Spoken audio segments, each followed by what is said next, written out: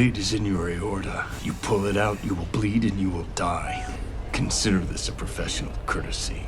The fearless John Wick is once again in the middle of a relentless pursuit.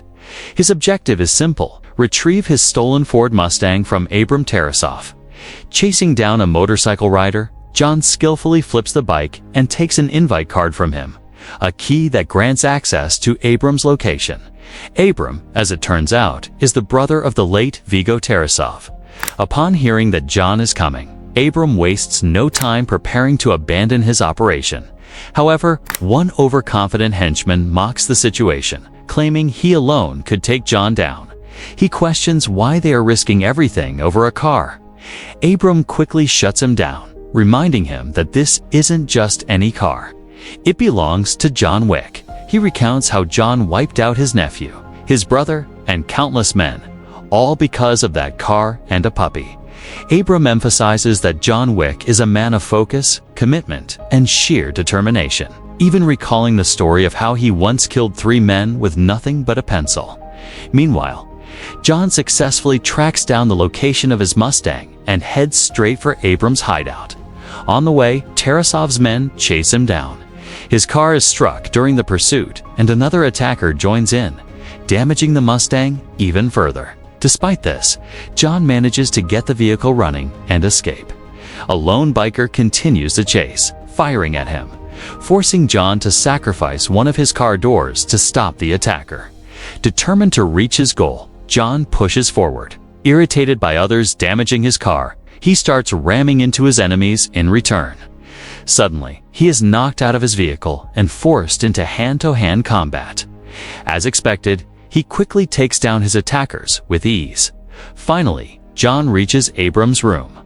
Abram is terrified, fully aware of what John is capable of. Surprisingly, John spares his life, but only on the condition that Abram never crosses his path again. Abram agrees without hesitation. With his mission complete, John returns home. Soon after, John buries the remaining mementos of his past life as a hitman, determined to leave that world behind and live a quiet life, mourning his wife. A few days later, Aurelio visits him at his request to repair the heavily damaged Mustang. After inspecting it, Aurelio warns that restoring the car will take time as night falls. John receives an unexpected visitor, Santino D'Antonio, a powerful figure in the criminal underworld. Santino reminds John of their past, explaining how he once helped John complete an impossible task, allowing him to retire and be with Helen. In return, John had made a binding promise, symbolized by a blood oath marker. Now, Santino has come to collect that debt. Despite the obligation, John refuses, insisting that he is retired and out of the game. Santino does not accept this answer.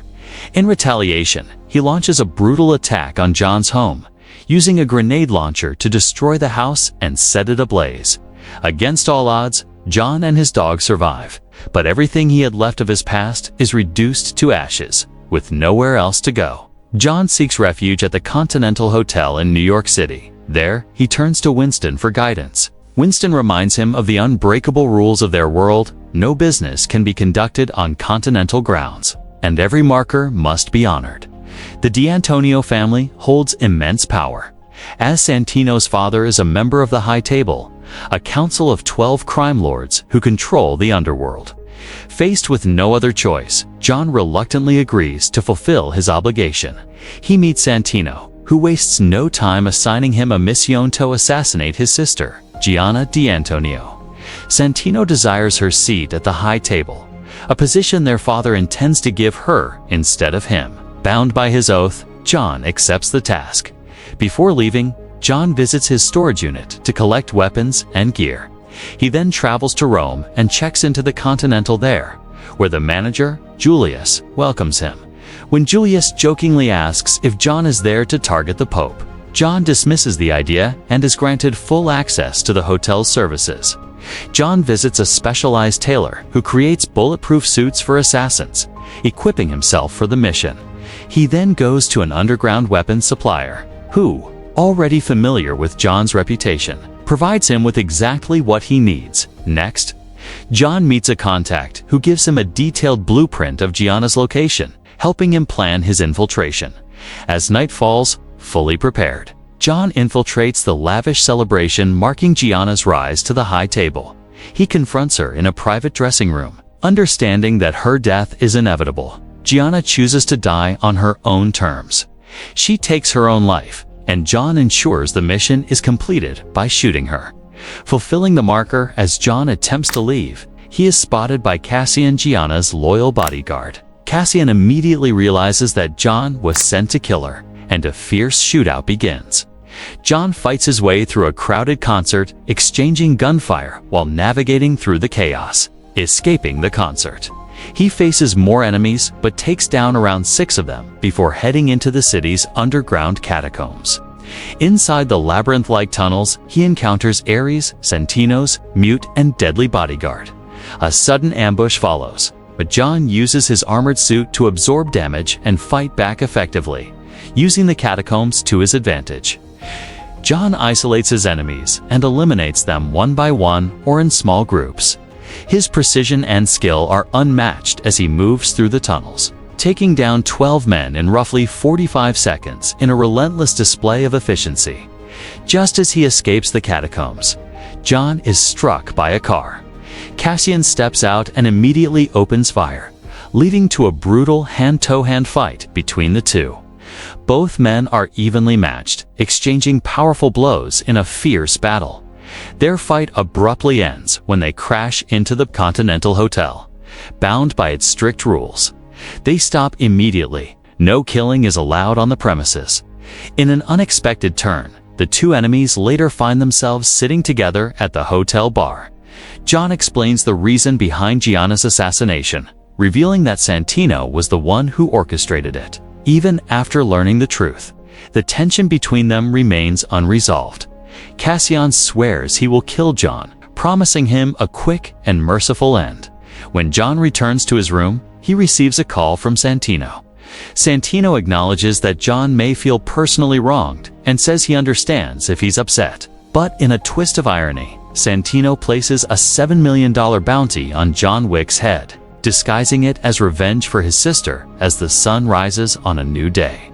John prepares to check out of the Continental Hotel in Rome and head back to New York City. The massive contract immediately draws the attention of elite assassins across the world. Meanwhile, Santino meets with Winston, who asks for a blood oath to confirm that John has completed his task and is no longer bound to Santino. Confident that John won't survive the bounty, Santino dismisses the need for it. Winston, however, warns him that he has made a serious mistake, cautioning him about the consequences of betraying a man like John Wick. He tells Santino that he has essentially stabbed the devil in the back, forcing John to return to a life he had already left behind. Back in New York City, John is welcomed not with peace, but with a storm of bullets from assassins eager to claim the bounty. As he moves through the city, he faces relentless attacks, turning his journey home into a deadly fight for survival. Those who try to kill him quickly realize that taking down John Wick is no easy task. While navigating the subway, John is confronted by Cassian. The two engage in a silent gunfight, using suppressors to avoid causing panic among the unaware crowd. Their battle soon escalates into a brutal hand-to-hand fight, ending when John stabs Cassian in the aorta. Leaving his fate uncertain, severely wounded, John seeks help. Spotting a beggar, he offers a gold coin in exchange for assistance. With the beggar's help, he manages to escape the dangerous situation, though his injuries continue to trouble him. He then turns to the Bowery King, an underground crime boss. In his hidden base, John receives treatment for his wounds, but he needs more than just medical aid. He asks the Bowery King to use his network to locate Santino and requests weapons for his mission. The Bowery King questions why he should help. John explains that if Santino gains a seat at the high table, the Bowery King will lose his power, his resources will shrink, and his control over the underground will fade. Intrigued by the idea of John taking on a member of the high table, the Bowery King agrees to assist him. He gives John a gun loaded with only 7 bullets in for each million on his head and directs him to an art museum where Santino is hosting a gala. Armed and determined, John infiltrates the event. As he steps onto the dance floor, the crowd parts in fear. Drawing his weapon, John eliminates 7 of Santino's men, 1 bullet for each. Soon out of ammunition, he takes another weapon from a fallen enemy and continues his relentless pursuit.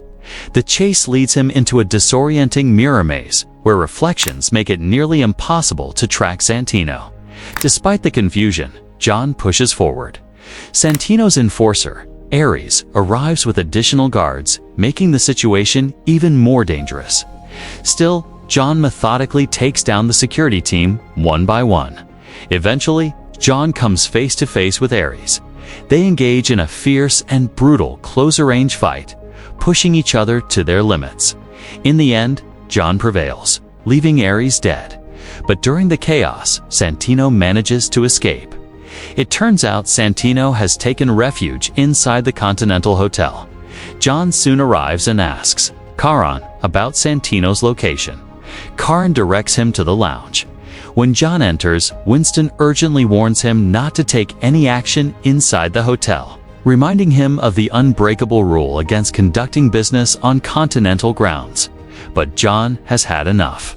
His life has been destroyed, his home burned, his peace shattered, and he's been dragged back into violence. Ignoring the rules, John walks up to Santino and, without hesitation, shoots him dead in the lounge. The act sends shockwaves through the underworld. With the consequences looming, John quickly leaves the Continental and returns to his old house. There he reflects on the memories of his late wife, finding a brief moment of peace amid the chaos of his life. The next day, Karan escorts John to meet Winston in a park. Winston explains the severity of John's actions. By killing Santino on Continental grounds, John has broken the most sacred rule. As punishment, the bounty on his head is doubled and made global.